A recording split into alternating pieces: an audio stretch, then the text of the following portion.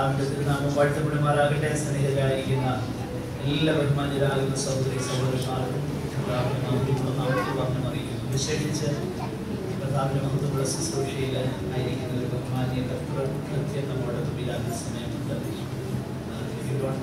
ദയവായിട്ട് മുൻപോട്ട് വന്നിരിക്കുന്നു. കർത്താവിന്റെ ദാസനെ ഓർത്തും ദൈവത്തെ സ്തുതിക്കുന്നു. നാട്ടിലെ കുളംതുരുത്തിയിൽ കർത്താവിന്റെ മഹത്വമുള്ള ശുശ്രൂഷയിൽ അത് ബഹുമാന്യ കർത്തൃത്വത്തിനായിരിക്കുന്നു. തന്നെ ഓർത്ത് ദൈവത്തെ സ്തുതിക്കുന്നു. അങ്ങനെ ഈ രാത്രി സമയം കടന്നു വന്ന എല്ലാ ബഹുമാന്യരാകുന്ന സഹോദരി സഹോദരന്മാരെ നിങ്ങളെ ഓർത്ത് കർത്താവിനെ മഹത്വപ്പെടുത്തുന്നു.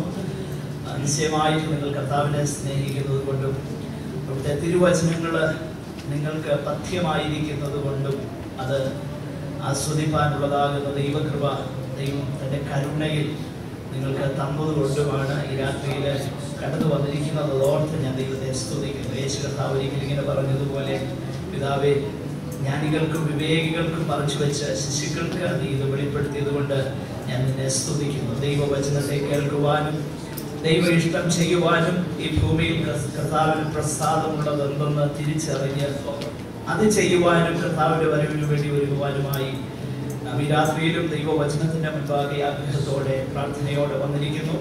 പകൽ സമയത്തെ വളരെ അധ്വാനത്തിനും ബന്ധപ്പാടുകൾക്കും ക്ഷീണത്തിനും ഒക്കെ ശേഷമാണ് നിങ്ങൾ വന്നിരിക്കുന്നതെന്ന് എനിക്കറിയാം.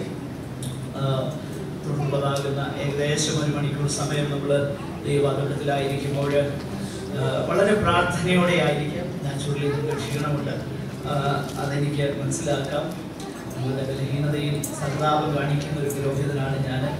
അതുകൊണ്ട് എങ്കിലും ഉത്സാഹത്തോടെ കർത്താവിൻ്റെ സാന്നിധ്യത്തിലായിരിക്കാൻ ഇടയാക്കട്ടെ എന്ന് ഞാൻ ആഗ്രഹിക്കുന്നു, പ്രാർത്ഥിക്കുന്നു. ദൈവം നമ്മെ സഹായിക്കട്ടെ. അപ്പോസ്തലനാകുന്ന പൗലോസ് തെസ്സലോനിക്കർക്ക് എഴുതിയതാകുന്ന ലേഖനമാണ്, അല്ലെങ്കിൽ ആ ലേഖനങ്ങളാണ് നമ്മൾ പഠിപ്പാനായി താല്പര്യപ്പെട്ട് പരിശ്രമിച്ചു കൊണ്ടിരിക്കുന്നത്. കഴിഞ്ഞ ആഴ്ചയിൽ നമുക്ക് 3-ാമത്തെ അധ്യായത്തിൽ നിന്ന് ചിന്തിപ്പാനാണ് ഇടയായി തീർന്നത്. എല്ലാ ദിവസവും ഞാൻ എൻ്റെ പ്രധാനപ്പെട്ട പ്രതിപാദ്യ വിഷയം ഒന്ന് പറയാറുണ്ട്. ഇന്നും ഒന്ന് പറയുന്നത് ആവശ്യമാണ്. തെസ്സലോനിക്ക ലേഖനത്തിന്റെ തീം എന്ന് പറയുന്നത് Christ has died, Christ is risen again and Christ is coming again. Yesu കർത്താവ് മരിച്ചു, യേശു കർത്താവ് അടക്കപ്പെട്ടു, കർത്താവ് മടങ്ങി വരുന്നു. And in the light of this pivotal things, what is our responsibility? ഈ വളരെ വളരെ പ്രാധാന്യമുള്ളതാകുന്ന ഈ അടിസ്ഥാന സത്യത്തിന്റെ വെളിച്ചത്തിൽ നമ്മുടെ ഉത്തരവാദിത്വം എങ്ങനെ? How we ought to behave, how we need to live in the light of eternity, knowing fully well the appearing of the Lord and the judgment seat. കർത്താവിന്റെ ന്യായവിധി സിംഹാസനവും അവിടുത്തെ പ്രത്യക്ഷതയും അവിടുത്തെ രാജ്യവും ഒക്കെ ഓർത്തുകൊണ്ട് അതിന്റെ വെളിച്ചത്തിൽ നമ്മൾ എങ്ങനെ ജീവിക്കണം, ആ കാര്യമാണ് വളരെ പ്രാധാന്യത്തോടെ തെസ്സലോനിക്ക ലേഖനത്തിലെ പൗലോസ് ശ്ലീഹ പറയുന്നു. അതിന്റെ 1-2 അധ്യായങ്ങള്, 1-ാം അധ്യായത്തിൽ ആ സഭ ഉടലെടുത്തത് എങ്ങനെയാണെന്നുള്ളത് നമ്മൾ ചിന്തിച്ചു, വളരെ വിശദമായി നമ്മൾ പഠിച്ചു. 2-ാം അധ്യായത്തിൽ how the church was nurtured in God's word, ദൈവവചനത്തിൽ അത് എങ്ങനെ പരിപോഷിപ്പിക്കപ്പെട്ടു, പൗലോസിന് ദൈവവചന ശുശ്രൂഷയോടുള്ള തന്റെ മനോഭാവം എന്തായിരുന്നു, താൻ ദൈവവചനം ശുശ്രൂഷിച്ചപ്പോൾ എന്താണ് തന്റെ ഇന്റൻഷൻ എന്തായിരുന്നു, ഈ കാര്യങ്ങളൊക്കെ, അല്ലെങ്കിൽ ദൈവവചനത്തെ കുറിച്ച് തെസ്സലോനിക്കയിലുള്ള വിശുദ്ധന്മാരുടെ മനോഭാവം എന്തായിരുന്നു, അവരെങ്ങനെ അത് സ്വീകരിച്ചു, ഈ കാര്യങ്ങളൊക്കെ നമ്മൾ കണ്ടു. 3-ാമത്തെ അധ്യായത്തിലേക്ക് വരുമ്പോൾ നമ്മൾ പ്രധാനമായിട്ട് കഴിഞ്ഞ ആഴ്ചയിൽ ഞാൻ ഓർപ്പിക്കുകയുണ്ടായി, വളരെ കഷ്ടതയുടെയും പ്രയാസങ്ങളുടെയും മധ്യത്തിൽ കടന്നു പോകുന്നതാകുന്ന ഈ സഭ എങ്ങനെ വിശ്വാസത്തിൽ നിലനിൽക്കണം. അവർ വീണ്ടും ജനിച്ചു, ദൈവവചനത്തിന്റെ പരിപോഷണം അവർക്ക് ലഭിച്ചു. The next step of Christian growth, maturity, is to be established, നിലനിൽക്കുക. ആ വിഷയമാണ് 3-ാമത്തെ അധ്യായത്തിൽ നമ്മൾ കണ്ടത്. അതിനുവേണ്ടി പൗലോസ് പല കാര്യങ്ങളോട് പറയുന്നു, നമ്മൾ ചിന്തിച്ചു. ഒന്ന്, ദൈവജനത്തെ വിശ്വാസത്തിൽ നിലനിർത്തുവാനായിട്ട് ദൈവം കാലാകാലങ്ങളിലായിട്ട് തന്റെ ദാസന്മാരെ തന്റെ സഭയ്ക്ക് നൽകുന്നു. അത് നമ്മൾ ശ്രദ്ധിച്ചു. അതിന്റെ 1 മുതൽ 3-ാം അധ്യായം 1 മുതൽ 5 വരെയുള്ള വാക്യങ്ങളിൽ അതാണ് നമ്മൾ കാണുന്നത്. He sent Timothy to the Thessalonian believers to take care of them, to encourage them, to establish them in the faith. അവരെ വിശ്വാസത്തിൽ ഉറപ്പിക്കുവാൻ, അവരെ ധൈര്യപ്പെടുത്തുവാൻ തിമോത്തിയോസിന്റെ ആ പേഴ്സണൽ സാന്നിധ്യം ആവശ്യമായിരുന്നു. അപ്പോൾ number 1, God gives his servants to the church to nurture and to establish them in the word of the Lord. രണ്ടാമതായിട്ട് നമ്മൾ കണ്ടു, he wrote them a letter. In other words, മറ്റു വാക്കുകളിൽ പറഞ്ഞു കഴിഞ്ഞാൽ he gave them, അവർക്ക് ദൈവവചനം കൊടുത്തു.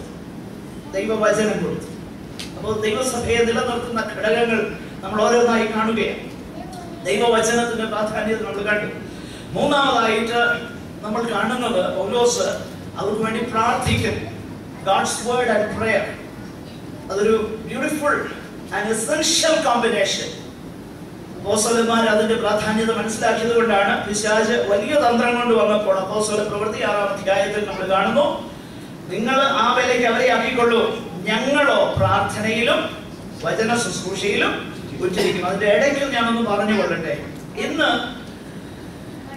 ഈ ഒരു തന്ത്രം ഫലപ്രദമായിട്ട് പിശാച് സഭയിൽ വളരെ ഫലപ്രദമായിട്ട് ഉപയോഗിക്കുന്നത് കൊണ്ടാണ് സഭയുടെ ക്ഷീണത്തിന്റെ കാരണം. ക്ഷീണമില്ലെന്ന് നമ്മൾ പറയരുത്.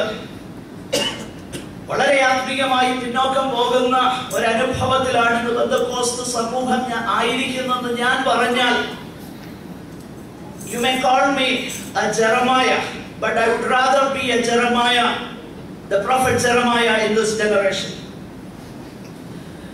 പ്രിയമുള്ളവരെ, നമ്മളത് മനസ്സിലാക്കണം.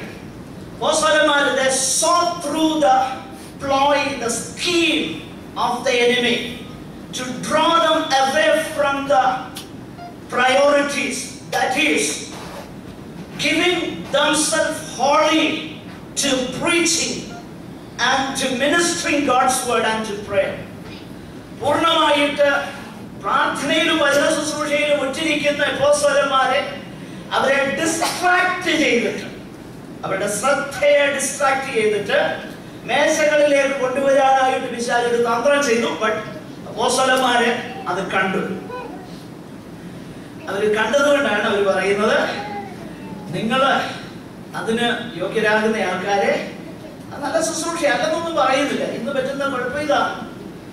പലപ്പോഴും ആ കോളിംഗിനല്ല ദൈവം ശുശ്രൂഷകന്മാരെ വിളിച്ചത്, നിയോഗിച്ചത് എന്നുള്ള തിരിച്ചറിവില്ലാതെ, പ്രിയമുള്ളവരെ, സ്ഥാനമാനങ്ങൾക്ക് വേണ്ടിയിട്ടും ഇലക്ഷനും ബാലറ്റ് പേപ്പറും ദൈവസഭയിൽ വന്നത് ദൈവസഭ ഓൾറെഡി ഡിഫീറ്റഡ് ആണെന്ന് പൗലോസ് കൊരിന്ത്യർക്ക് എഴുതുമ്പോൾ പറയുന്ന, നിങ്ങൾ തോറ്റിരിക്കുന്നു എന്ന് പറയുന്ന അനുഭവമാണ് ദൈവസഭയിൽ ഉള്ളത്. അത് ഞാൻ ധൈര്യത്തോടെ പറയുക.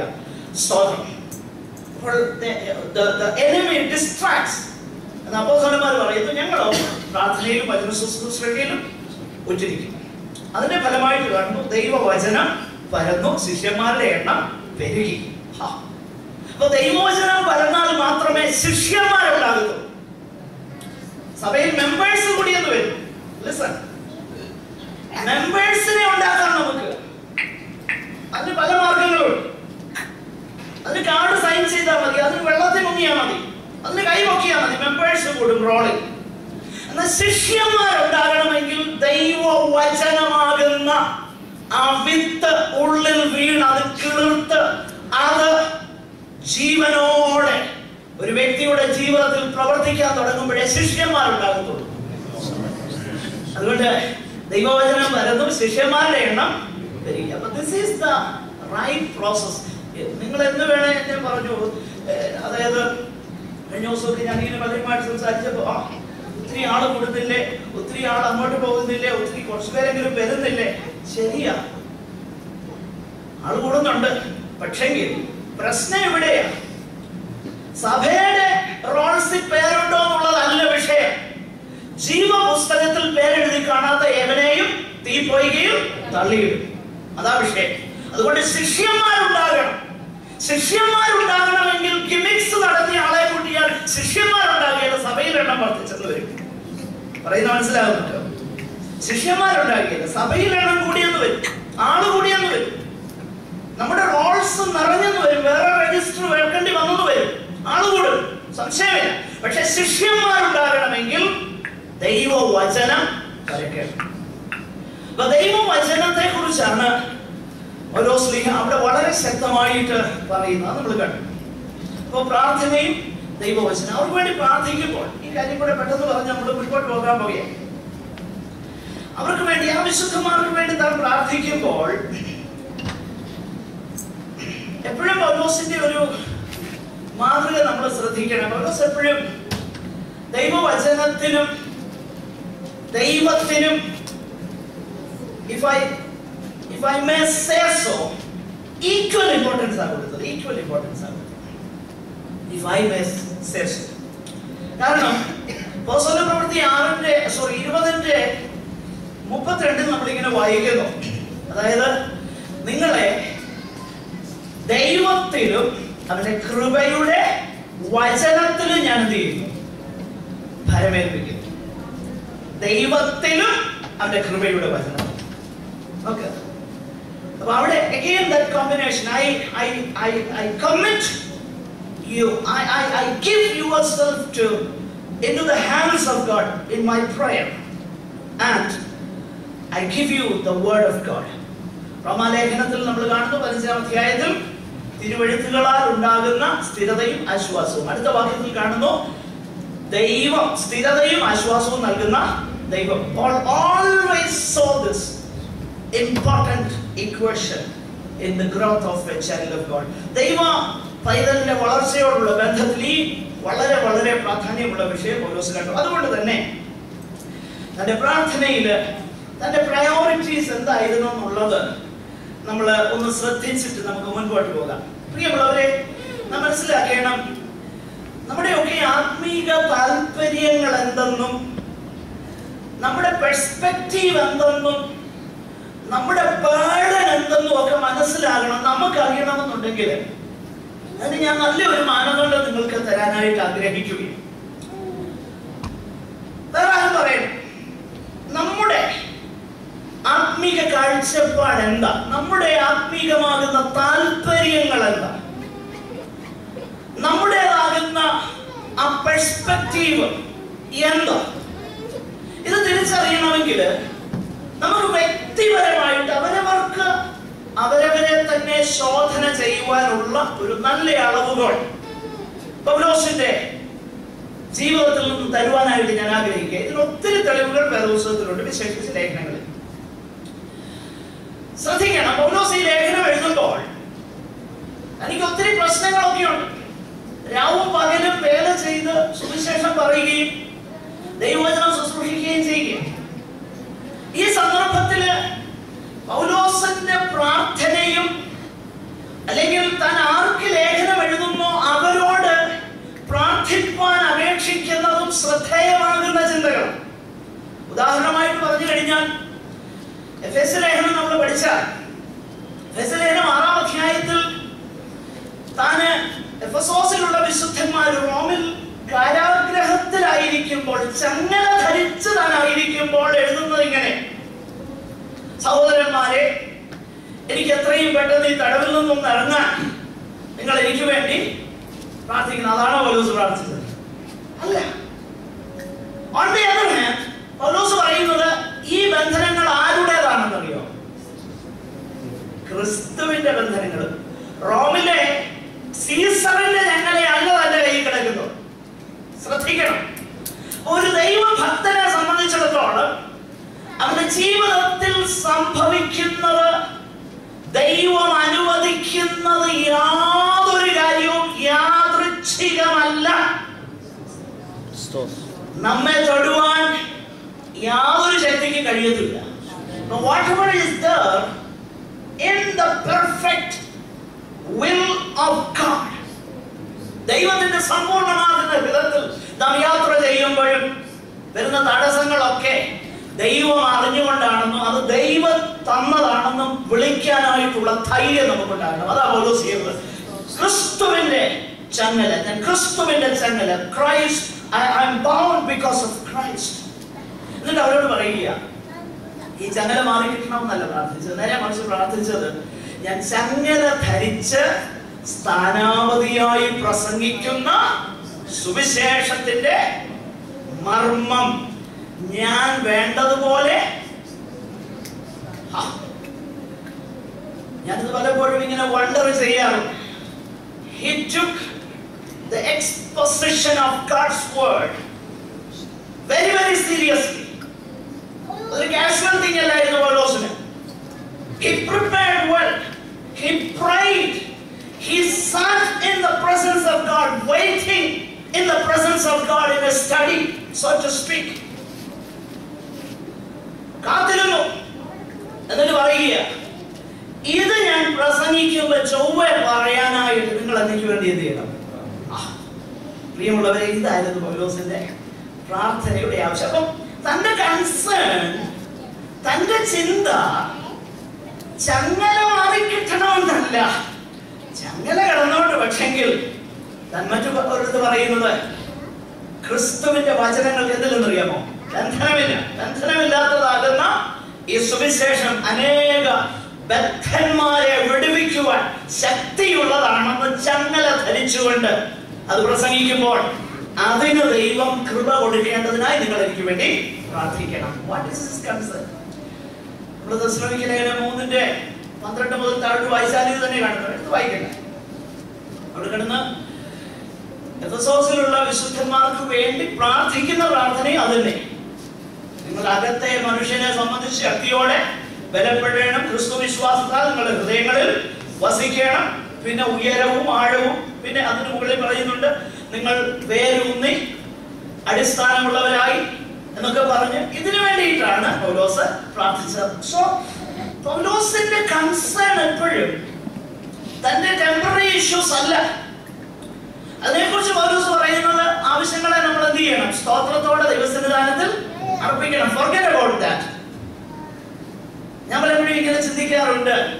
പല കാര്യങ്ങളും പ്രാർത്ഥിക്കുമ്പോൾ പല വിഷയങ്ങളും പൊതുവെ ഇങ്ങനെ ചിലർ പറയാറുണ്ടല്ലോ. അതായത് ഈ പൊളിറ്റീഷ്യൻസ്മാർ അവരോടൊക്കെ ചോദിച്ചു ചില വിഷയങ്ങളെ കുറിച്ച് അവർ പറയും, അതിനെ കുറിച്ച് കമന്റ് ചെയ്യാൻ ഞാൻ ആഗ്രഹിക്കുന്നില്ല. ഇറ്റ് ഈസ് സബ് ജുഡീസ്, കോർട്ടിൽ അങ്ങ് കൊടുത്തേക്കാം. അപ്പൊ എനിക്ക് അതിനെ കുറിച്ച് കമന്റ്. ഞാൻ പലപ്പോഴും ഇങ്ങനെയാണ് ചിന്തിക്കുന്നത്.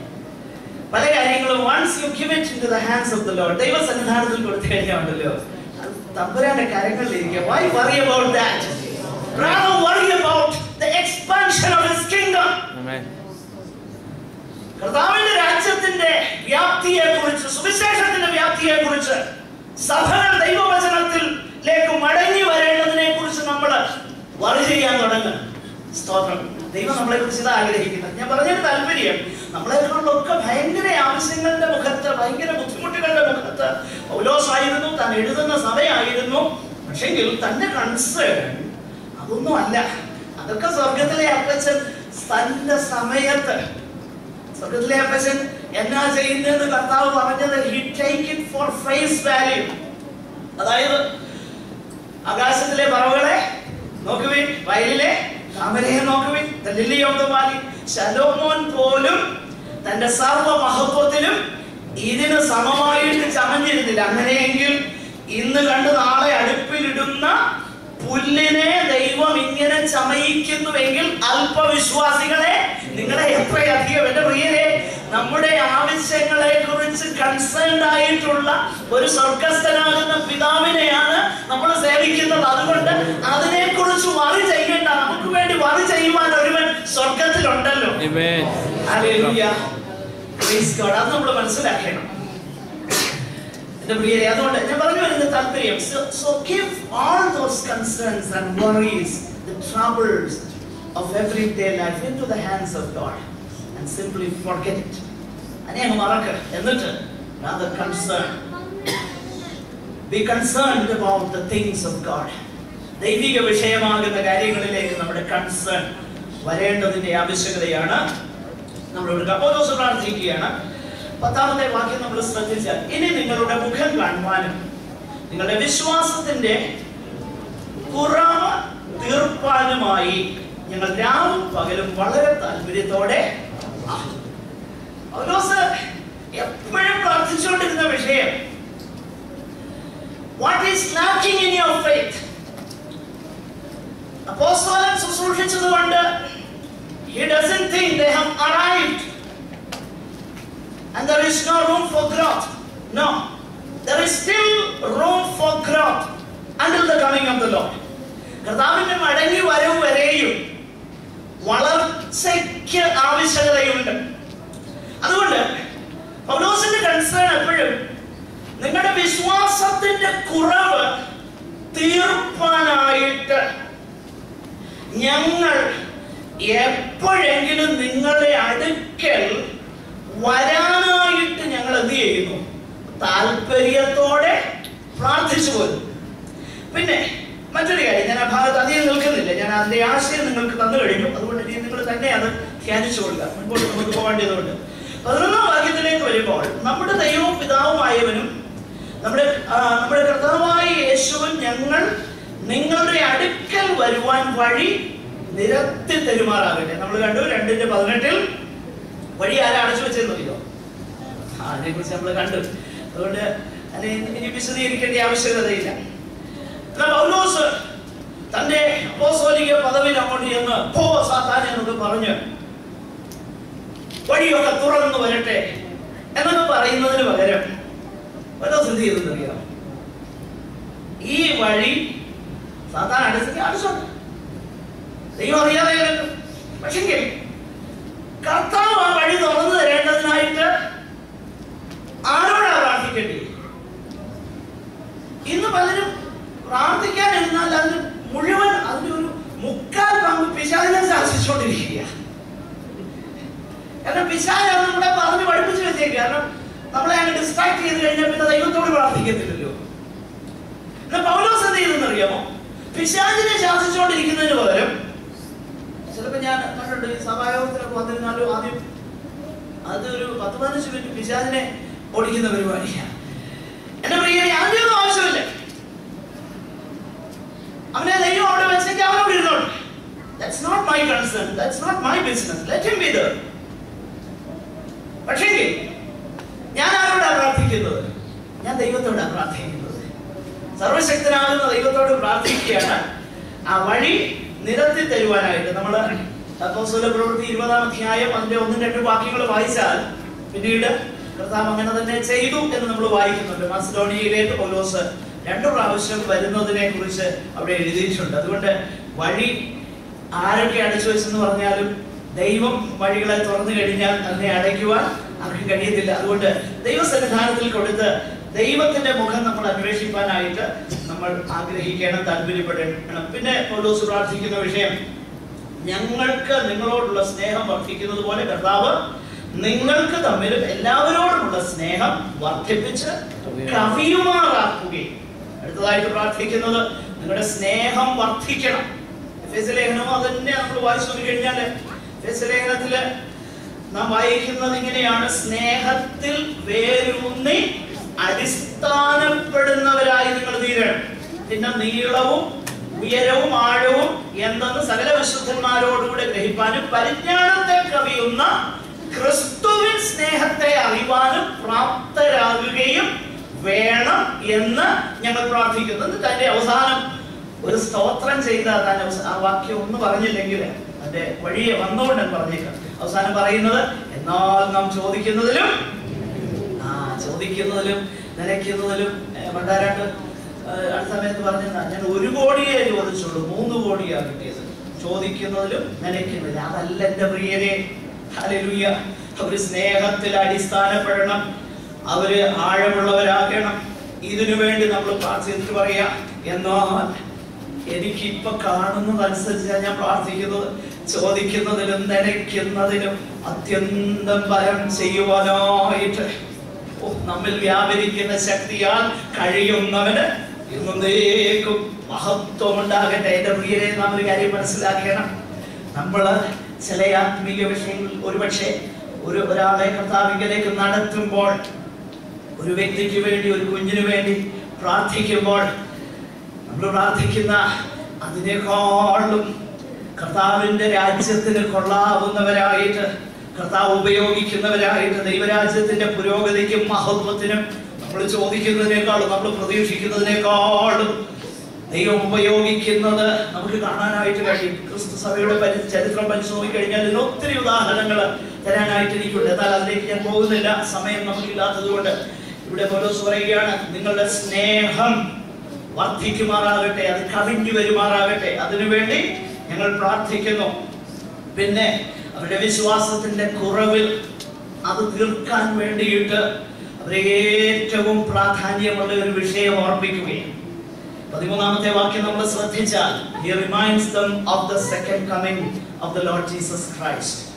ഹല്ലേലൂയ. അവരെ ആ വിഷയമാണ് താൻ ഓർപ്പിക്കുന്നത്. അതിങ്ങനെയാണ്, കർത്താവായ യേശു സകല വിശുദ്ധന്മാരുമായി വരുന്ന പ്രത്യക്ഷതയിൽ, in his appearing, നമ്മുടെ ദൈവവും പിതാവുമായവന്റെ മുൻപാകെ വിശുദ്ധീകരണത്തിൽ നിങ്ങൾ അനന്യരായി വെളിപ്പെടുവാൻ തക്കവണ്ണം നിങ്ങളുടെ ഹൃദയങ്ങളെ സ്ഥിരപ്പെടുത്തട്ടെ.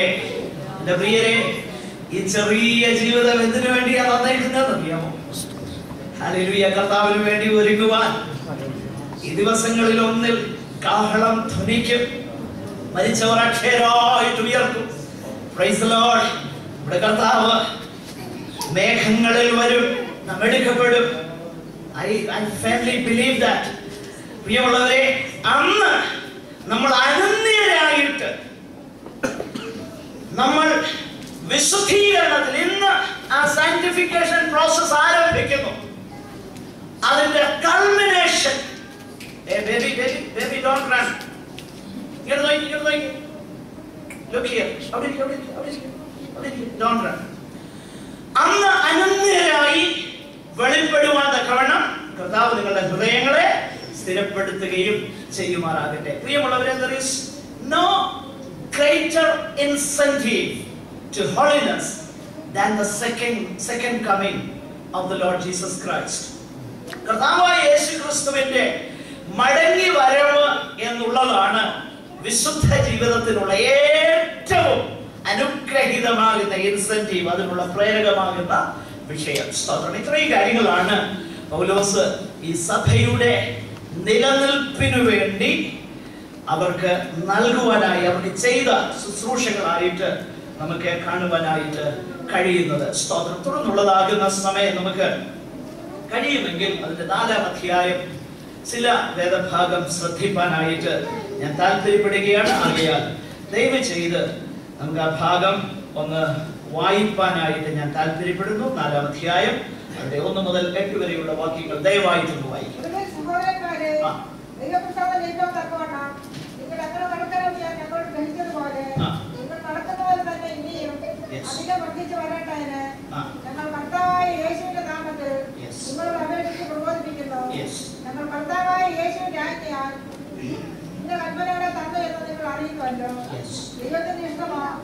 ശുദ്ധീകരണം തന്നെ നിങ്ങൾ ദുർനടപ്പ് വിട്ടൊഴിഞ്ഞ് ഓരോരുത്തൻ ദൈവത്തെ അറിയാത്ത ജാതികളെ പോലെ നാമവികാരത്തിലല്ല, ശുദ്ധീകരണത്തിലും മാനത്തിലും താങ്കളുടെ പാത്രത്തെ നേടിക്കൊള്ളട്ടെ. ഈ കാര്യത്തിൽ ആരും അതിക്രമിക്കുകയും സഹോദരനെ ചതിക്കുകയും വരുന്നത്. ഞങ്ങൾ നിങ്ങളോടൊക്കെ പറഞ്ഞതുപോലെ ഈ വായ്ക്കൊക്കെയും അധികാരം ചെയ്യുന്നവൻ കർത്താവല്ലോ. ദൈവം നമ്മെ അശുദ്ധിക്കല്ല, ശുദ്ധീകരണത്തിനെ വിളിച്ചത്. ആകയാൽ ശുചീകരിക്കുന്നവൻ മനുഷ്യനെ അല്ല, തന്റെ പരിശുദ്ധാത്മാവിനെ നിങ്ങൾക്ക് തരുന്ന ദൈവത്തെ തന്നെ ശുചീകരിക്കുന്നു. Praise the Lord. ഈ 4-5 അധ്യായങ്ങള് പൗലോസ് തുടർന്ന് നമ്മൾ 3-ാം അധ്യായം 10-ാം വാക്യത്തിൽ കണ്ടതുപോലെ അവരുടെ വിശ്വാസത്തിന്റെ കുറവ് തീർക്കുവാനുള്ളതാകുന്ന ആ പ്രത്യേക വിഷയമാണ് പൗലോസ് ലീഹ അവിടെ ചെയ്യുന്നത്. വിശ്വാസത്തിലെ അവരുടെ വിശ്വാസത്തില് ചില ഡെഫിഷ്യൻസീസ് ഒക്കെ ഉണ്ട്. അതിന്റെ കുറവ് തീർക്കുവാനായിട്ട് താൻ ആഗ്രഹിക്കുക. ആ പ്രക്രിയയാണ്, അല്ലെങ്കിൽ ആ കാര്യമാണ്, ആ ശുശ്രൂഷയാണ് ഈ 4-5 അധ്യായങ്ങളിൽ നമുക്ക് കാണുവാൻ തന്നെ കഴിയുന്നത്. ഈ 4-ാമത്തെ അധ്യായം 1 മുതലുള്ളതാകുന്ന വാക്യങ്ങൾ മുകളിൽ പറഞ്ഞതുമായിട്ട് ബന്ധപ്പെടുത്തി തന്നെയാണ് താൻ പറയുന്നത്. അവസാനം നമ്മൾ കണ്ടു അതിന്റെ 3-ാം അധ്യായം, അതിന്റെ ലാസ്റ്റ് വേഴ്സിൽ നമ്മൾ ഇങ്ങനെ കണ്ടു, കർത്താവായ യേശുക്രിസ്തുവിന്റെ പ്രത്യക്ഷതയിൽ നിങ്ങൾ അനന്യരായി വിശുദ്ധീകരണത്തിൽ വെളിപ്പെടുത്തവണ്ണം നിങ്ങളുടെ ഹൃദയങ്ങളെ സ്ഥിരപ്പെടുത്തട്ടെ. അപ്പോൾ ആ വിഷയം അവിടെ താൻ പറഞ്ഞിട്ടുണ്ട്. അതിന്റെ കണ്ടിന്യൂവേഷൻ ആണ്, ഒരു സീംലെസ് ട്രാൻസിഷൻ 4-5 അധ്യായങ്ങളിലേക്ക്. അത് ക്രമേണ മറ്റൊരു വിഷയം പറയാൻ പോകുന്നതിന് മുൻപ് അവരുടെ വിശ്വാസത്തിന്റെ കുറവ് ഏതെല്ലാം ഭാഗങ്ങളിലാണ് തീർക്കേണ്ടത്, ഈ വിഷയമാണ് 4-5 അധ്യായങ്ങളില് പൗലോസ് പ്രധാനമായിട്ട് പറയുന്നത്. നമുക്ക് ആ കാര്യം അല്പം വിശദമായിട്ട് ശ്രദ്ധിക്കാനായിട്ട് ഞാൻ താല്പര്യപ്പെടുന്നു. പൗലോസ് നമ്മൾ കണ്ടു ഈ പ്രാർത്ഥനയില് അവരുടെ സ്നേഹത്തിലും അതുപോലെ തന്നെ വിശുദ്ധീകരണത്തിലും അവരെ കവിഞ്ഞു വരേണ്ടതിനെ കുറിച്ച് അവർക്ക് വേണ്ടി പ്രാർത്ഥിച്ചു. 3-ാമത്തെ വാക്യവും 9-ാം വാക്യവും 4-ാം അധ്യായത്തിൽ നമ്മൾ ശ്രദ്ധിച്ചാൽ ഇതേ കാര്യം തന്നെയാണ് പൗലോസ് പിന്നീട് എഴുതുന്നത്. സഹോദര പ്രീതിയെ കുറിച്ച്, സ്നേഹത്തെ കുറിച്ച്, അതുപോലെ 3-ാം വാക്യത്തിൽ വിശുദ്ധീകരണത്തെ കുറിച്ച്, ഈ വിഷയങ്ങളെ കുറിച്ച് പൗലോസ് ഈ പ്രത്യേക ഭാഗത്ത് അവരെ പ്രബോധിപ്പിച്ച് എഴുതുകയാണ്. പ്രിയമുള്ളവരെ, പൗലോസ് ആ അധ്യായത്തിൽ അവരെ റിമൈൻഡ് ചെയ്യുന്ന കാര്യങ്ങളുണ്ട്. അതിങ്ങനെയാണ്, ഇത് ഞാൻ നിങ്ങളോട് കൂടെ ഇരിക്കുമ്പോൾ തന്നെ, അല്ലെങ്കിൽ 1-ാം വാക്യം ശ്രദ്ധിച്ചാൽ, നിങ്ങൾ ഞങ്ങളോട് ഗ്രഹിച്ചതുപോലെ, അതുപോലെ 2-ാം വാക്യത്തിലേക്ക് വരുമ്പോൾ ഞങ്ങൾ ഈ കൽപ്പനകളെ നിങ്ങൾക്ക് തന്നു. 6-ാം വാക്യത്തിലേക്ക് വരുമ്പോൾ ഞങ്ങൾ മുൻപേ പറഞ്ഞതുപോലെ, 11-ാം വാക്യത്തിലേക്ക് വരുമ്പോൾ നിങ്ങൾ അധികമായി വർദ്ധിച്ചു വരണം എന്ന്. അപ്പോൾ പൗലോസ് ചില മാസങ്ങൾ അല്ലെങ്കിൽ ആഴ്ചകൾ ഈ തെസ്സലോനിക്കയിലുള്ള വിശുദ്ധന്മാരോട് കൂടെ ആയിരുന്നപ്പോൾ തന്നെ പ്രായോഗികമാകുന്ന വിശുദ്ധ ജീവിതത്തെ കുറിച്ച്, അല്ലെങ്കിൽ ദൈവ പ്രസാദം ലഭിക്കാനായിട്ട് അവരെങ്ങനെ ജീവിക്കണം എന്നതിനെ കുറിച്ച് അവരോട് പറഞ്ഞിരുന്നു. സുവിശേഷത്തെ കുറിച്ച് മാത്രമല്ല, അല്ലെങ്കിൽ യേശു കർത്താവിനുള്ളതാകുന്ന വിശ്വാസത്തെ കുറിച്ച് മാത്രമല്ല അവരോട് പറഞ്ഞത്, പിന്നെയോ വിശ്വാസത്തിന്റെ ഫലമായി ഉണ്ടാകുന്ന പ്രവൃത്തിയെ കുറിച്ച് അവരോട് പറഞ്ഞു. ശ്രദ്ധിക്കണം, യേശുക്രിസ്തുവിൽ വിശ്വസിക്കുക ഒരു അബ്സ്ട്രാക്റ്റ് ആയിട്ടുള്ള ഒരു കാര്യമായിട്ടല്ല പറഞ്ഞത്. പിന്നെയോ യേശുക്രിസ്തുവിൽ വിശ്വസിച്ച് കഴിയുമ്പോൾ അതിന്റെ ഫലമായിട്ട് എന്തുണ്ടാകും? പ്രവൃത്തി ഉണ്ടാകും. അതല്ലേ യാക്കോബ് അപ്പോസ്തലൻ പറയുന്നത്, പ്രവൃത്തിയില്ലാത്ത വിശ്വാസം നിർജീവം.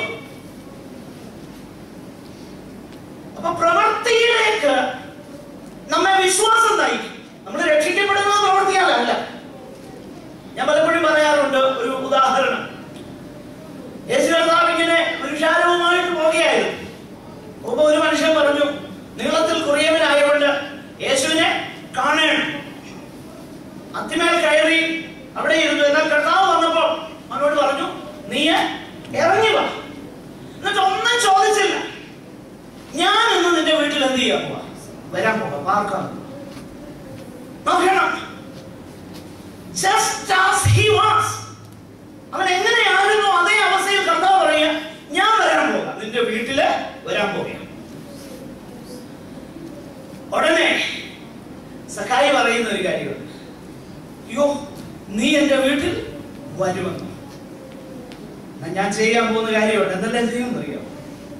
അന്യായമായിട്ട് മേടിച്ചതെല്ലാം ഞാൻ എന്ത് ചെയ്യും? ശ്രദ്ധിക്കണേ, അന്യായമായത് മേടിച്ചത് തിരിച്ചു കൊടുക്കാമെന്ന് പറഞ്ഞിട്ടല്ല യേശുവിനെ ഇൻവൈറ്റ് ചെയ്യുകയല്ലായിരുന്നു.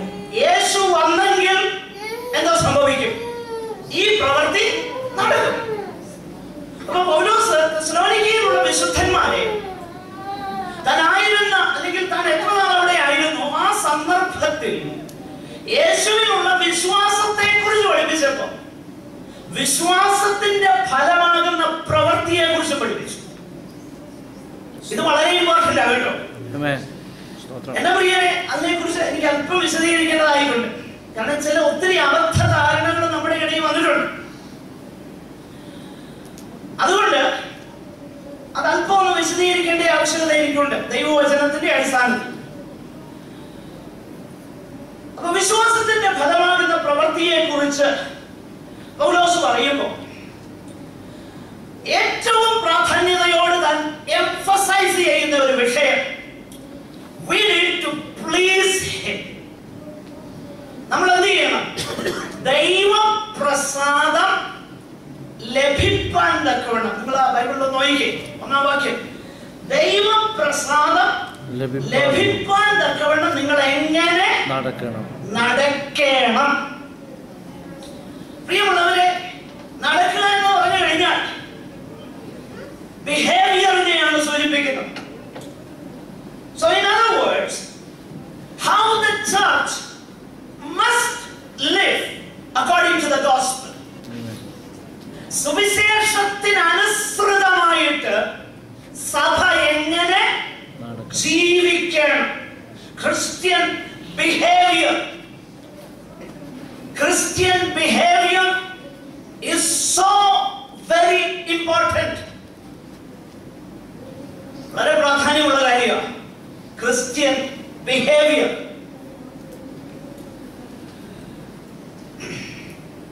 ഞാൻ ഒരിക്കല് നോർത്ത് ഇന്ത്യയിൽ സംഭവിച്ചതാകുന്ന ഒരു സംഭവം എന്റെ മനസ്സിലേക്ക് പെട്ടെന്ന് കടന്നു വരും. ചില കർത്താവിന്റെ ദാസന്മാര് രാജസ്ഥാനിലുള്ളതാകുന്ന ഒരു വില്ലേജിൽ കർത്താവിന്റെ വചനവുമായിട്ട് കടന്നു പോയപ്പോ ഗോസ്പൽ ട്രാക്സം കൊണ്ട് പോയപ്പോഴേ ഒരു പറഞ്ഞ നേരിട്ട് കേട്ട സംഭവമാണ് ഞാൻ പറയുന്നത്. അവിടെ ചെന്ന് യേശുമശിയുടെ കിതാബാണിത് എന്നൊക്കെ പറഞ്ഞ് ഈ പുസ്തകങ്ങൾ അവിടെ കൊടുത്തപ്പോ അവിടെ കുറെ കുഞ്ഞുങ്ങളെല്ലാം കൂടി ഇവരുടെ ചുറ്റും കൂടി. എന്നിട്ട് പറഞ്ഞു, നിങ്ങൾക്ക് യേശുമശിയെ കാണണോ? ഞങ്ങളുടെ ഗ്രാമത്തിൽ യേശുമശിയുണ്ട്. ഇവര് ഭയങ്കര അമ്പരന്നു. ഇതാരാണെന്ന് കാണാനുള്ള വലിയ താല്പര്യം. ഈ കുഞ്ഞുങ്ങള് ഈ കർത്താവിന്റെ ദാസന്മാരെ ആ ഗ്രാമത്തില് ഉള്ളതാകുന്ന ഒരു കൊച്ചു ചെറിയ വീടിലേക്ക് കൊണ്ടുപോയി. അവിടെ ചെന്ന് കഴിഞ്ഞപ്പോ കയറിയപ്പോഴേ മനസ്സിലായി കർത്താവിന്റെ സ്നേഹത്തെ കുറിച്ചൊക്കെയുള്ള ഹിന്ദിയിലുള്ള വാക്യങ്ങളൊക്കെ അവിടെ എഴുതി വെച്ചിട്ടുണ്ട്. അവിടെ ചെന്ന് കഴിഞ്ഞപ്പോ വളരെ പ്രായമുള്ള ഒരു മനുഷ്യനുണ്ട് അവിടെ. അദ്ദേഹത്തോട് സംസാരിച്ചു കഴിഞ്ഞപ്പോ മനസ്സിലായി ഒത്തിരി വർഷങ്ങൾക്ക് മുൻപ് മാർത്താണ്ഡത്ത് ഒരു ബ്രാഹ്മണ കുടുംബത്തില് ജനിച്ചു വളർന്ന ഒരു പ്രിയപ്പെട്ടവനാണ് അദ്ദേഹം. കർത്താവിനെ കുറിച്ചുള്ളതാകുന്ന സുവിശേഷം വിശ്വസിച്ചു കഴിഞ്ഞപ്പം ജീവിതം കർത്താവിന് വേണ്ടി ഡെഡിക്കേറ്റ് ചെയ്യും. ഭവനത്തിൽ നിന്ന് പടിയടച്ച്, നമുക്കറിയാലോ പടിയടച്ച് പിണ്ഡം വെക്കുക എന്ന് പറയുന്ന ഒരു പരിപാടി, അത് വെച്ച് ഇദ്ദേഹത്തെ യാതൊന്നും കൊടുക്കാതെ ഇറക്കി വിട്ടു. അദ്ദേഹം യാത്ര ചെയ്ത് നോർത്ത് ഇന്ത്യയിൽ പലയിടങ്ങളിൽ കറങ്ങി. ഒരു വേദപുസ്തകം മാത്രം ഉണ്ടായിരുന്നു കയ്യില്. ഒടുവിൽ ഈ ഗ്രാമത്തിൽ വന്നു. അവിടെ സുവിശേഷ വേല ചെയ്തു. സുവിശേഷ വേല ചെയ്തെന്ന് മാത്രമല്ല, സുവിശേഷം താൻ ജീവിക്കാനായിട്ട് തുടങ്ങി. നാട്ടുകാരെല്ലാം പറയാൻ തുടങ്ങി, യേശുമശി ഞങ്ങളുടെ വില്ലേജിലുണ്ടെന്ന്. എന്റെ പ്രിയരെ, this is the impact of the gospel. ഇതാ സുവിശേഷത്തിന്റെ ഇമ്പാക്ട് എന്ന് പറയുന്നു. പൗലോസ് പറയുക, ഇതൊരു അബ്സ്ട്രാക്റ്റ് ആയിട്ടുള്ള കാര്യമല്ല. ഞാൻ നിങ്ങളോടുകൂടെ ഇരിക്കുമ്പോൾ തന്നെ എന്ത് ചെയ്തു? പറഞ്ഞു, നിങ്ങൾ ദൈവപ്രസാദം ലഭിപ്പാൻ തക്കവണ്ണം എങ്ങനെ ജീവിക്കണം, എങ്ങനെ നടക്കണം. നിങ്ങൾ നടക്കുന്നു എന്നുള്ളത് ശരിയാ. പക്ഷേ you can never claim you have arrived. നിങ്ങൾ തികഞ്ഞു എന്ന് പറയാൻ കഴിയത്തില്ല. അതുകൊണ്ട് കർത്താവിന്റെ വരവോളം നിങ്ങൾ എന്ത് ചെയ്യണം? ഈ നടപ്പ് തുടരണം. കർത്താവ് പറഞ്ഞു, എന്നെ അനുഗമിക്കാമെന്ന് പറഞ്ഞപ്പോ അവന്റെ വാക്ക് കേട്ട് ക്രൂശ് എടുത്ത് തോളെ വെച്ചിട്ട് ഇറങ്ങിയെങ്കിൽ പിന്നെ വഴി വിട്ടുപോകരുത്. വഴിക്ക് വിശാലതയല്ല ഉണ്ടാകുന്നത്, വഴിക്ക് ഞെരുക്കം ഉണ്ടായെന്ന് വരും. ശ്രദ്ധിക്കണേ. പക്ഷെങ്കിൽ walk, walk and walk. Finally you will reach a destination. Hallelujah. അതാണ് മറ്റൊരിടത്ത് പറയുന്നത്, നിങ്ങളുടെ വിശ്വാസത്തിന്റെ അന്തമാകുന്ന ആത്മരക്ഷ പ്രാപിക്കുന്നു. അതുകൊണ്ടാണ് വെളുത്ത ലേഖനത്തിൽ പറയുന്നത്, നശിച്ചു പോകുന്നവരുടെ ഇടയിലും രക്ഷിക്കപ്പെടുന്നവരുടെ ഇടയിലും. Either you are being perished or you are in the process of perished.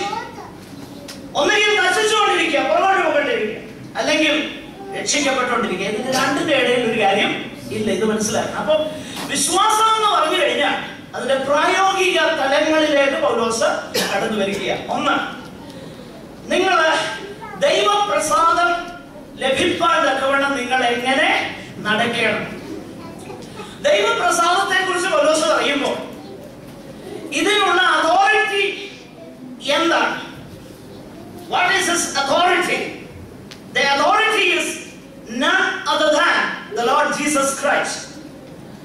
അതിന്റെ രണ്ടാം വാക്യം ഒന്ന് ശ്രദ്ധിച്ചേ. ഞങ്ങൾ കർത്താവായ യേശുക്രിസ്തുവിന്റെ ആജ്ഞയാൽ. അപ്പോൾ this is the commandment of the Lord, that you should more and more please God. ദൈവത്തെ നിങ്ങൾ എന്ത് ചെയ്യണമെന്ന് അറിയാമോ? പ്രസാദിപ്പിക്കണം. പ്രിയമുള്ളവരെ, ദൈവത്തെ പ്രസാദിപ്പിക്കുക എന്നുള്ളതാണ് ഈ ജീവിതം കൊണ്ട് കർത്താവ് ആഗ്രഹിക്കുന്നത്.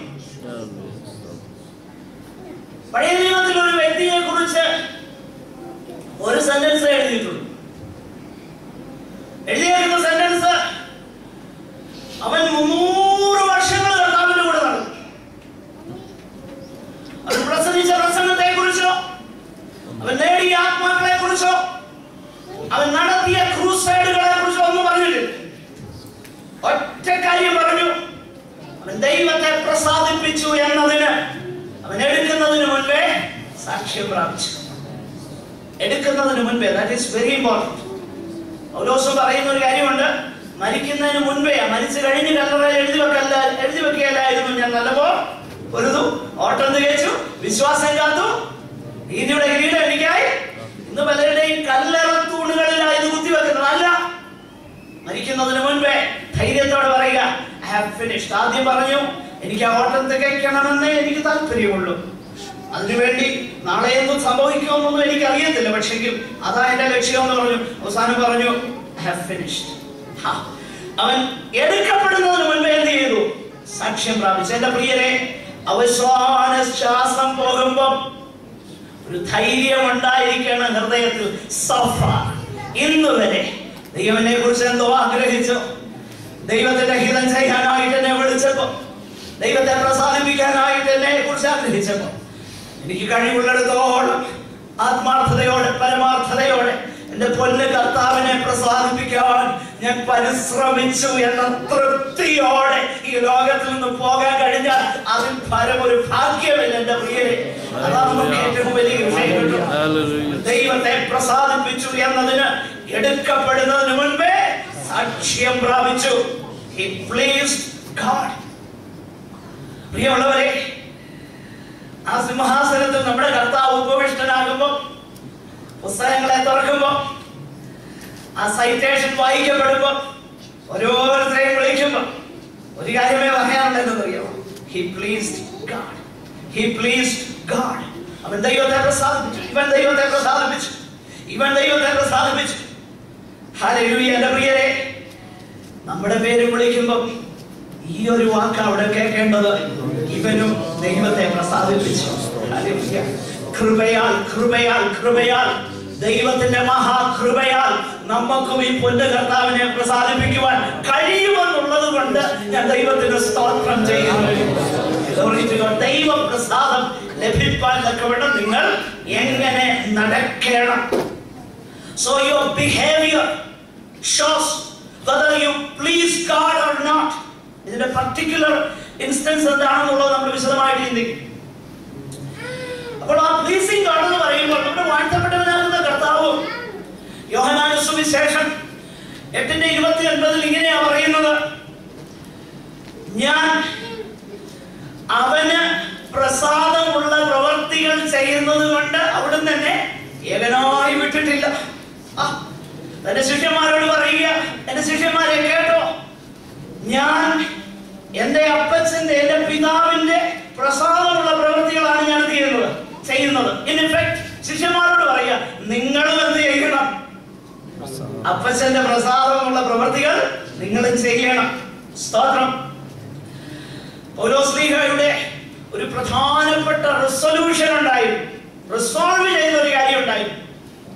ഗലാത്യർ 1:10 ഞാൻ മനുഷ്യരെയോ സന്തോഷിപ്പാൻ നോക്കുന്നത്, മനുഷ്യരെ സന്തോഷിപ്പിക്കുന്നുവെങ്കിൽ, മനുഷ്യരെ പ്രസാദിപ്പിക്കുന്നുവെങ്കിൽ ഞാൻ ക്രിസ്തുവിന്റെ ദാസൻ ആയിരിക്കുന്നില്ല, ഞാൻ ദൈവത്തെ അത്രേ പ്രസാദിപ്പിക്കുന്നു.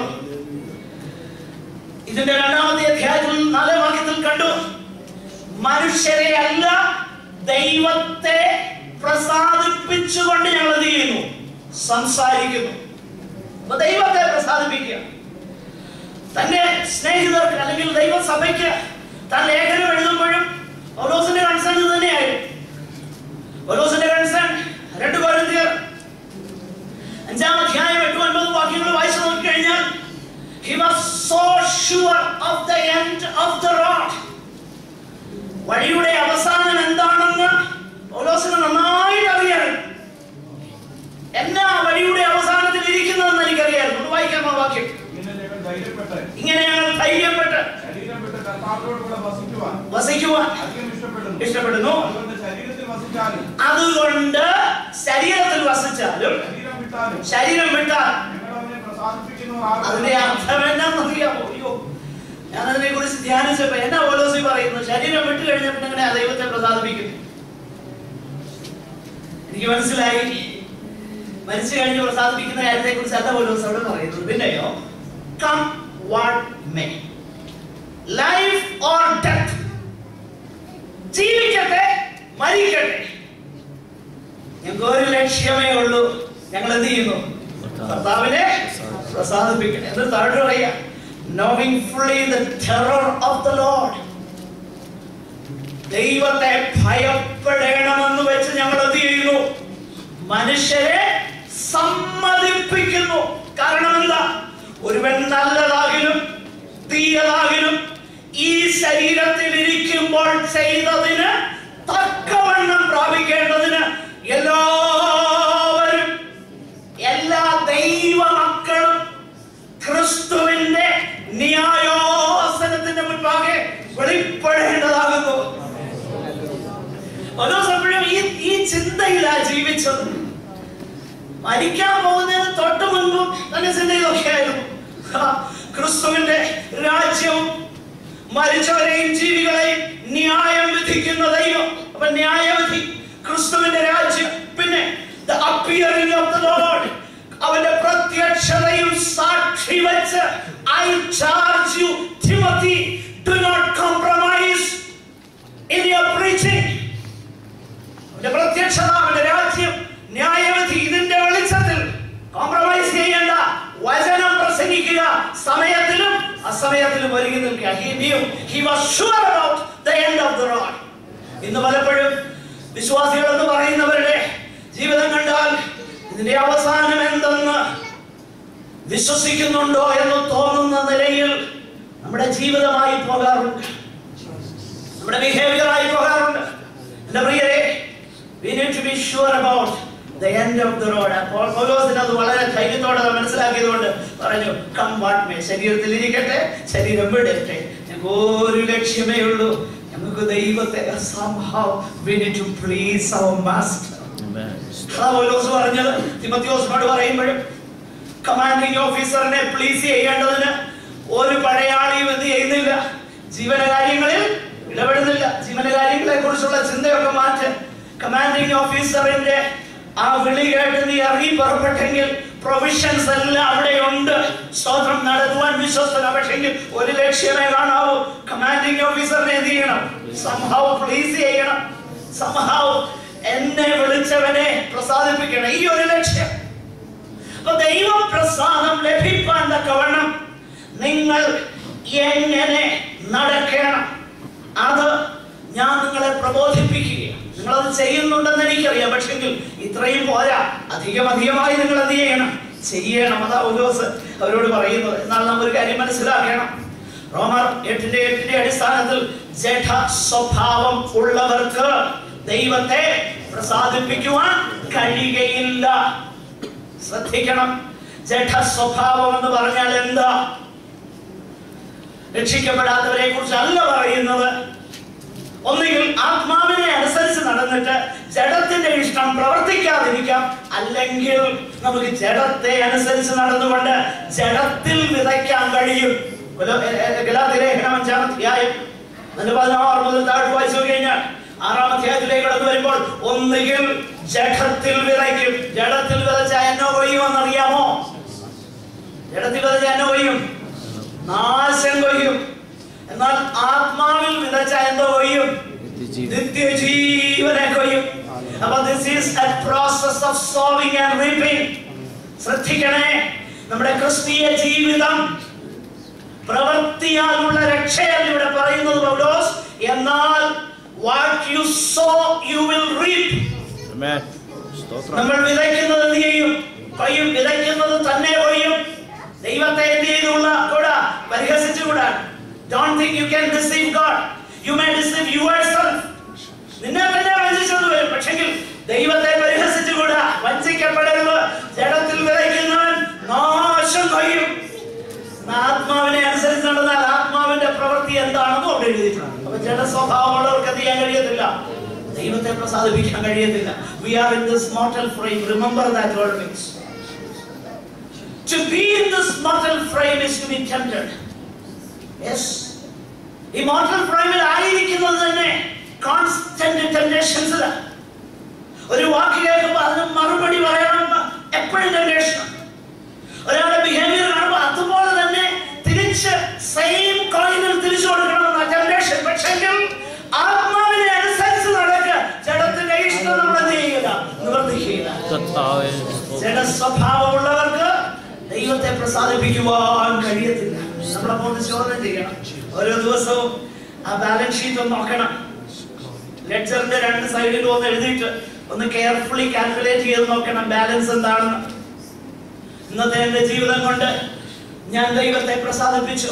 എന്റെ വാക്കുകൾ, എന്റെ ചിന്തകൾ, എന്റെ ബിഹേവിയർ, എന്റെ സഹോദരനോടുള്ളതാകുന്ന ആറ്റിറ്റ്യൂഡ്, എന്റെ കോവർക്കറിനോടുള്ളതാകുന്ന മനോഭാവം, അതിൽ ദൈവപ്രസാദം വരുന്ന ചിന്തകളും പ്രവൃത്തികളുമായിരുന്നോ അതോ നിന്നെ ഡിസ്പ്ലീസ് ചെയ്യുന്നതായിരുന്നോ?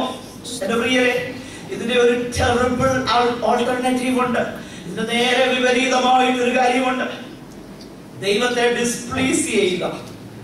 ഏറ്റവും ടെറിബിൾ ആയിട്ടുള്ള ഒരു ഓൾട്ടർനേറ്റീവ് ആകട്ടോ. ദൈവത്തെ ഡിസ്പ്ലീസ് ചെയ്തതിന്റെ ഫലം കൊയ്ത ഒത്തിരി പേരുടെ ചരിത്രം എനിക്ക് പറയാനായിട്ട് സമയമില്ലാത്തത് കൊണ്ട് ദൈവത്തിൽ നിന്ന് തരുവാനായിട്ടുണ്ട്. അതിലേക്ക് ഞാനിപ്പോ കടന്നു പോകുന്നില്ല. എന്നാൽ ഈ രാത്രി സമയം തുടർന്നുള്ളതാകുന്ന വിഷയങ്ങള് നമ്മൾ പഠിക്കുമ്പോൾ ഒരു ചിന്തയൂടെ പറഞ്ഞ് ഞാൻ അവസാനിപ്പിക്കാം. നിങ്ങൾ ശുദ്ധീകരണം എന്നുള്ള വിഷയം, തുടർന്ന് ശരീരത്തെ കുറിച്ചൊക്കെയുള്ള വിഷയം, അത് ഞാൻ തുടങ്ങിയാൽ എനിക്ക് തീർക്കാൻ കഴിയത്തില്ല. ഹാഫ് വേ അത് ഇടാനും ഞാൻ ആഗ്രഹിക്കുന്നില്ല. കാരണം വളരെ എക്സ്ട്രീംലി ഇമ്പോർട്ടന്റ് ആയിട്ടുള്ള ഒരു വിഷയമാണ് പറയാൻ പോകുന്നത്. അതുകൊണ്ട് ഞാൻ എന്റെ വാക്കിലെ അവസാനിപ്പിക്കാൻ പോകും. എന്നാൽ ഇവിടെ പൗലോസ് പറയുന്ന ഒരു കാര്യമുണ്ട്.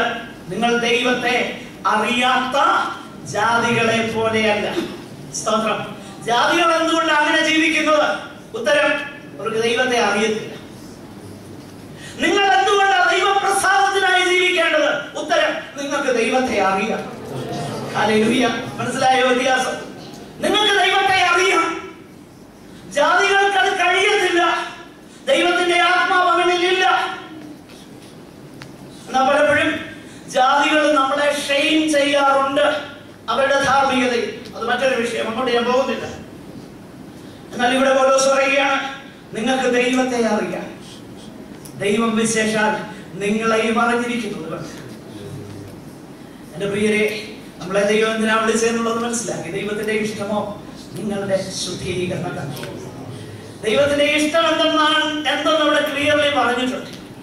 എങ്ങനെയാ ഒരു വ്യക്തിയെ പ്ലീസ് ചെയ്യാൻ കഴിയുന്നത്? ഒരു വ്യക്തിയെ ഞാൻ പ്ലീസ് ചെയ്യണമെങ്കിൽ ആ വ്യക്തിയെ ഞാൻ അറിയാനായി ശ്രമിക്കും. ആ വ്യക്തിയുടെ ഇഷ്ടാനിഷ്ടങ്ങൾ ഞാൻ അറിയുമ്പോൾ ആ വ്യക്തിക്ക് ഇഷ്ടമുള്ളത് ഞാൻ ചെയ്യാൻ തുടങ്ങും. ആ വ്യക്തിക്ക് ഇഷ്ടമില്ലാത്തത് ഞാൻ എന്ത് ചെയ്യില്ല, ചെയ്യത്തില്ല. സെയിം വേ അതുപോലെ തന്നെ നമ്മൾ എന്ത് ചെയ്യണമെന്ന് അറിയാമോ? നമുക്ക് ദൈവത്തെ നമ്മൾ അറിയുകയാണ്. ജാതികൾക്ക് ദൈവത്തെ അറിയത്തില്ല, എന്നാൽ നമുക്ക് ദൈവത്തെ അറിയാം. മാത്രമല്ല ദൈവത്തിന്റെ ഇഷ്ടം എന്തെന്നും ദൈവത്തിന് ഇഷ്ടമില്ലാത്തതെന്തെന്നും അവൻ നമുക്ക് പറഞ്ഞു തന്നിട്ടുണ്ട്. അപ്പൊ അവനെ പ്രസാദിപ്പിക്കാൻ ഏറ്റവും നല്ല മാർഗം എന്ന് പറയുന്നത് അവന്റെ ഇഷ്ടം എന്താണെന്ന് തിരിച്ചറിയാൻ മുഴങ്കാലുകളിൽ ഈ തുറന്ന പുസ്തകത്തിന്റെ മുൻപാകെ ഇരിക്കാൻ അവന്റെ ഇഷ്ടം ക്ലിയറായിട്ട് വെളിപ്പെടുത്തി തന്നിട്ടുണ്ട്. അവന്റെ ഇഷ്ടം ചെയ്യാൻ തുടങ്ങി അവൻ അനിഷ്ടമായിട്ടുള്ളത് എന്താണെന്ന് ഇവിടെ പറഞ്ഞിട്ടുണ്ട്. അത് ഒഴിവാക്ക്. നമ്മൾ എന്ത് ചെയ്യുമെന്ന് അറിയാമോ? ദൈവത്തെ പ്രസാദിപ്പിക്കാനായി തുടങ്ങും. നമ്മുടെ കണ്ണുകളെ അടയ്ക്കാം. ഈ രാത്രി സമയം കർത്താവിനോട് സംസാരിച്ചെങ്കിൽ, ദൈവത്തിന്റെ ശബ്ദം നാം കേട്ടുവെങ്കിൽ, നമ്മുടെ ഹൃദയത്തിൽ ദൈവത്തിന്റെ ആത്മാവ് സ്പർശിച്ചുവെങ്കിൽ, ദൈവവാദത്തിൽ നമുക്ക് നമ്മെ തന്നെ ഏൽപ്പിക്കാം. കർത്താവിന്റെ വരവ് താമസിക്കുന്നുവെങ്കിൽ അടുത്ത ആഴ്ചയിൽ വളരെ വളരെ ഇമ്പോർട്ടന്റ് ആയിട്ടുള്ള വിഷയങ്ങളാണ് നമ്മൾ ചിന്തിക്കാനായിട്ട് പോകുന്നത്. ഇന്ന് പറഞ്ഞത് വളരെ പ്രാധാന്യമുള്ള വിഷയമാണ്. എന്നാൽ ഈ ആഴ്ചയിൽ ഇടയ്ക്ക് കർത്താവിന്റെ കാഹളം ധ്വനിച്ചാൽ നാം ഓടിയതും അധ്വാനിച്ചതും വെറുതെ ആയില്ല എന്ന് ക്രിസ്തുവിന്റെ നാളിൽ പ്രശംസയുണ്ടാകും. ഈ ആഴ്ചയിൽ നമ്മെ കർത്താവ് വിളിക്കുന്നുവെങ്കിൽ, അന്ത്യമാകുന്ന ശ്വാസം നമ്മൾ എടുക്കുന്നുവെങ്കിൽ അതിനു മുൻപേ ഒരു ധൈര്യം ഉണ്ടാകും. കർത്താവിനെ പ്രസാദിപ്പിക്കാനായിട്ട് ഞാൻ ശ്രമിച്ചു. എന്റെ കമാൻഡിംഗ് ഓഫീസറിനെ പ്രസാദിപ്പിക്കണമെന്നുള്ള ഒരു ചിന്ത എനിക്കുണ്ടായിട്ടുള്ളൂ. എന്റെ പ്രിയരെ, ആ ചിന്തയോടെ സമർപ്പണത്തോടെ ഈ ഹോളിൽ നിന്ന് നമുക്ക് കടന്നു പോകാം. ദൈവത്തിന്റെ പരിശുദ്ധാത്മാവ് നമ്മെ അതിനായി സഹായിക്കും. ആശ്വാസപ്രദൻ എന്തോ കൂടെ ഇരിക്കുന്ന നല്ല കാര്യസ്ഥൻ നമ്മുടെ ഉള്ളിലുണ്ട്. അവന്റെ വാക്കുകൾക്കായി നമുക്ക് ചെവി കൊടുക്കാം. അവന്റെ ഒരു പുത്തൻ അഭിഷേകം നമ്മിലേക്ക് പകരേണ്ടതിനായി, അവന്റെ നിറവിനായിട്ട് ഓരോ ദിവസവും നമുക്ക് പ്രാർത്ഥിക്കാം. ദൈവത്തോട് അതിനായി അപേക്ഷിക്കാം. കർത്താവ് ഈ വചനങ്ങളാൽ നമ്മളെ അനുഗ്രഹിക്കട്ടെ. എല്ലാവരും പ്രാർത്ഥനയോടെ ആയിരിക്കുമ്പോൾ കർത്താവിന്റെ ബഹുമാന്യത്തിൽ മുൻപോട്ട് കടന്നു വന്ന് പ്രാർത്ഥിച്ച് ആശീർവാദം പറഞ്ഞ് ഈ മീറ്റിംഗ് അവസാനിപ്പിക്കും. ഞങ്ങളുടെ സ്വകീയ പിതാവേ, തിരുനാമത്തെ ഞങ്ങൾ നന്ദിയുള്ള ഹൃദയത്തോടെ സ്തുതിക്കുന്നു.